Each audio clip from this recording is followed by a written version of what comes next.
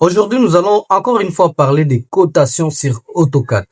Dans la première vidéo, nous vous avons montré comment paramétrer vos cotations pour les rendre plus lisibles et les choisir selon votre projet. Dans cette nouvelle vidéo, nous allons bien sûr encore une fois parler des cotations, mais nous serons beaucoup plus pratiques en vous montrant comment venir utiliser les cotations que vous avez paramétrées sur votre projet. Quels sont les types de cotations qui existent sur AutoCAD? Dans quel cas utiliser tel ou tel autre type, parce qu'il en existe beaucoup. C'est tout ça qu'on va développer dans cette vidéo. Donc, je vous invite, si vous n'êtes pas abonné à cette chaîne, de vous abonner et surtout d'activer la cloche de notification pour être notifié et pour être au courant à chaque fois que nous publions une nouvelle vidéo. On se retrouve donc tout de suite après ceci.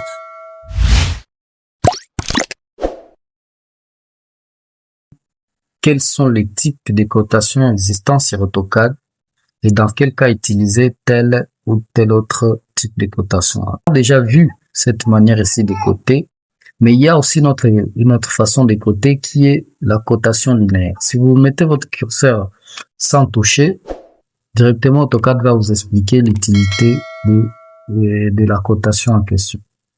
Là, si nous choisissons cette cotation ici, celle-ci est un peu différente, d'où ça demande un peu de précision. Si vous voulez coter, on va vous donner la possibilité d'aller chercher. Par exemple, je voudrais coter cette partie ici du mur jusqu'ici.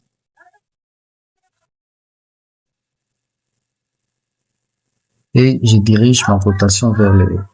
Donc, comment y arriver? Vous prenez cote linéaire. Vous venez cliquer sur un endroit. Peut-être si vous voulez coter cette fenêtre ici, vous venez cliquer sur ce point jusqu'à l'autre point.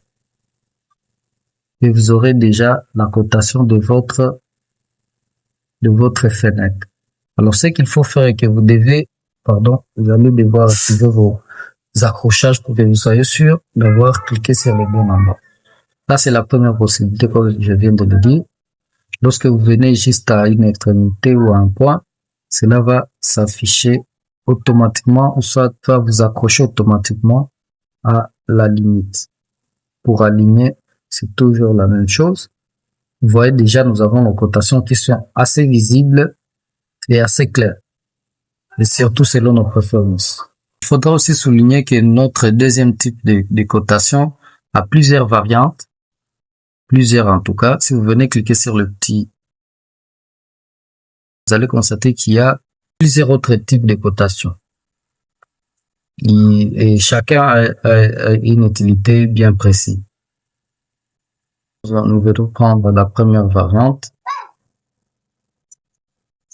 qui est la cotation alignée. C'est cette cotation ici va nous permettre de coter si nous sommes face à un endroit où à un mur un peu incliné. Bon, ici on n'en a pas. Je vais essayer de faire un exemplaire à côté et vous montrer en quoi est-ce que cela sera utile. Bon, essayons de faire. Supposons nous voulons coter cette pente ici. Nous allons venir prendre l'autre variante ici qui est la cotation alignée. Nous allons prendre le premier point de base et le point d'arrivée. Vous allez constater que cette deuxième variante de cotation va me faire une cotation qui est parallèle à mon inclinaison. Voilà. Parallèle à mon inclinaison. Si je venais prendre la cotation linéaire, même si je viens choisir le point et le point d'arrivée, vous allez constater que celui-ci ne pourra me faire que des cotations soit verticales, soit horizontales par rapport à mon objet ou à mon inclinaison. C'est en tout cas la différence qui existe entre les deux. Vous avez aussi d'autres variantes qui sont les cotations de la longueur d'arc. Avec ceci, vous avez la possibilité de coter votre arc. Donc, vous venez juste la choisir, vous venez cliquer sur tout ce qui est courbé et cela va automatiquement vous coter l'arc de votre élément, soit de votre pièce. Ça va effacer. On va prendre l'autre variante qui, lui, cote, qui elle va coter, voilà, le rayon de nos éléments. Vous avez juste qu'à venir cliquer sur un élément qui soit, voilà, Ici, c'est un cercle ou un demi-cercle. Cela va vous coter automatiquement les rayons. Donc, ça vous donne déjà les rayons qui est de 84 ici. Vous avez une autre variante qui va maintenant coter les diamètres. C'est la même chose. Vous venez juste cliquer sur un élément qui soit un cercle ou un demi-cercle. Cela va vous proposer les diamètres exacts de cet élément-là. Peu importe l'élément. J'évite de dire la porte pour que vous ne croyez pas que ça ne cote que de portes. Non. C'est pourquoi j'évite de parler de portes, mais j'ai parlé des pièces. Donc, c'est la même chose avec toutes les variantes là. Là, nous avons vu quelques variantes de cotation. Allons également finir dans l'onglet annoter. Là, nous allons voir un peu plus ce qu'il en est d'autres variantes. Si nous venons ici sur annoter, vous allez constater qu'ici, vous avez la case où vous avez, ici, on nous donne les cotations rapides et les cotations continues. On va plus parler des cotations rapides et des cotations continues. Parlons des cotations rapides. À quoi ça va me servir les cotations rapides? Les cotations rapides ici va me permettre de coter plusieurs éléments à la fois.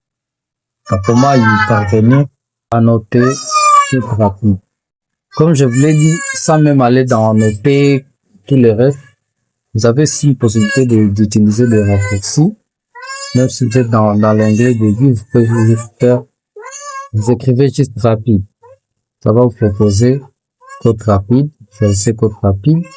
Mais si je viens sélectionner ma ligne ici, je viens ici, je sélectionne, par exemple, mon axe ici. Je descends, je sélectionne l'autre axe, et enfin, le dernier axe. Si je clique sur entrée, vous allez constater que ma cote rapide va directement faire des cotations partout, venant de là où vous avez la première cotation, la seconde cotation, voilà, et ainsi de suite. Donc, vous voyez que c'est en tout cas une cotation qui vous permet de coter plus rapidement et avec plus de précision. Là, je prends encore la cotation en question. Cote rapide. Je viens également coter mes axes ici. Second axe, troisième axe. Vous pouvez juste les sélectionner, le tout à la fois, et cliquer sur entrée. Et voilà. Constatez que la cotation a été faite d'une manière très rapide. Vous avez l'autre type de cotation. Vous utilisez les cotations continues. Vous allez dans annoter. Ensuite, cotation continue, il y a des variantes. Vous allez prendre la première, cotation continue. Pour que vous fassiez une cotation continue, il faut les souligner. Il faut que vous ayez une cotation de base. C'est-à-dire que vous ayez au moins une cotation qui soit linéaire ou je sais pas, vous de voir. Là aussi, vous allez constater que même si nous sommes dans notation, dans noter, vous allez constater que c'est les mêmes paramètres que lorsqu'on est dans le début et qu'on veut coter. Là, on va prendre la cotation linéaire. On va essayer un peu de coter d'ici jusque là pour avoir au moins une cotation de base. Il va nous servir pour avoir une cotation continue. Nous allons entre 770 là. Nous allons aller sur cotation continue.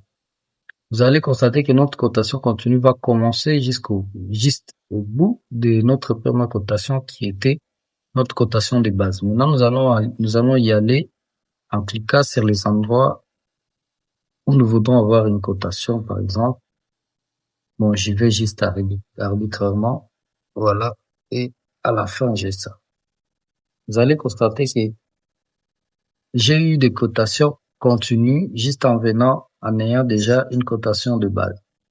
Donc, c'est une cotation qui va vous permettre d'aller plus rapidement. C'est presque la même chose avec une cotation rapide. Je crois que en les utilisant les deux, vous pouvez avoir un rendement beaucoup plus meilleur. Il y a une deuxième variante de cotation continue qui, elle, non seulement va vous permettre d'avoir des cotations qui sont continues, mais également de décaler chaque cotation de l'autre. On va un peu voir cela. On va prendre la deuxième variante qui est l'une des bases. Donc, vous devez déjà avoir une cotation de base que vous allez sélectionner. Et par cette cotation, allez sélectionner vos limites et les endroits que vous vouliez voter, par exemple. C'est juste un exemple. À vous maintenant d'aller approfondir les choses. Vous allez maintenant constater que les cotations vont se mettre d'une manière, je dirais quoi, décalée.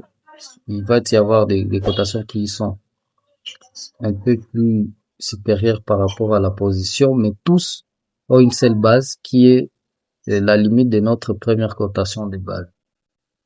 Nous allons un peu arranger tout ça.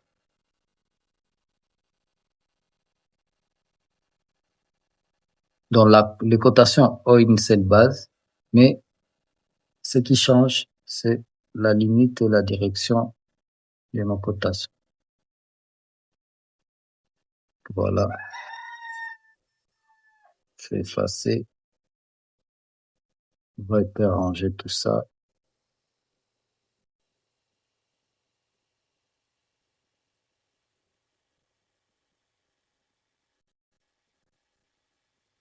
Voilà. Bon, vous avez des cotations qui ont une seule base, mais qui ont une seule origine, mais à la fin, vous avez des cotations qui sont, voilà, arrangées d'une manière décalée.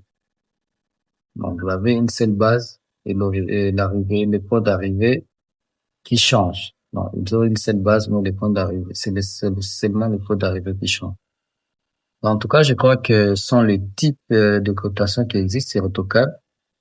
Si vous avez des questions, laissez les questions dans les commentaires. Nous donnerons voilà, le temps de venir répondre ou directement écrivez-nous sur WhatsApp si vous rencontrez des difficultés, si vous voulez avoir un suivi personnalisé. Si, voilà, d'autres paramètres ici qui pouvons servir. Si vous voulez, par exemple, avoir l'axe entre deux lignes ou disons l'axe du mur plus facilement. Si vous ne l'avez pas encore, vous pouvez venir choisir train d'axe et venir sélectionner. Par exemple, je voudrais avoir le milieu de mon salon ici. Je vais venir cliquer sur la ligne de bas et la ligne de haut. Cela va me donner, voilà, je vais directement avoir le milieu de deux. Vous pouvez choisir train d'axe. Vous pouvez prendre cette ligne ici et l'autre ligne ici. Je vais directement avoir l'axe. Là, nous avons le pot d'axe de mon salon. Donc, ça, ce sont juste des fonctionnalités qui vous permettent plus facilement, soit plus directement avoir des solutions à certains problèmes. Alors là, nous allons essayer de faire un cercle pour voir l'utilité de l'autre paramètre. Et si vous avez marque centrale, ce qui vous permet de marquer le centre de vos cercles et tous les restes. Si nous voulons marquer les centres de nos cercles, nous allons qu'à cliquer dessus. Et vous voyez, ça ne va nous marquer les centres du cercle. En tout cas, pour ce qui est des cotations, dans la première partie, nous avons vu comment paramétrer vos cotations, que cela se présente de la bonne manière, de la manière que vous voulez. Et nous avons un peu dit que si vous constatez que vous venez de paramétrer vos cotations et cela ne vous satisfait toujours pas, vous allez venir dans Annoter et ouvrir la fenêtre. Allez sur Modifier et commencer à modifier les éléments que vous constatez que ça se présente pas comme vous le vouliez. Vous avez aussi une autre possibilité, une raccourci. Vous pouvez juste faire Cote. Et on va vous proposer Cote Style. Choisissez Cote Style. Ça va faire la même chose. Vous ouvrez la fenêtre. Vous allez sur Modifier et allez modifier les éléments qui ne vous plaisent pas lorsque dans vos cotations. En tout cas, j'espère que cette vidéo vous a été très utile. Et si c'est le cas, n'hésitez pas à vous abonner et surtout activer la cloche de notification pour être notifié à chaque fois que nous publierons une nouvelle vidéo. Dans la prochaine vidéo, nous allons voir maintenant comment venir ajouter des annotations comme ici et pourquoi pas faire voilà, présenter les superficies de vos pièces. Nous allons venir vous montrer tout ça dans la prochaine vidéo. Nous allons parler maintenant des annotations sur AutoCAD, comment annoter, comment nommer vos projets et tous les restes. Nous allons vous montrer différentes manières et comment le faire plus rapidement. Ciao et à très bientôt.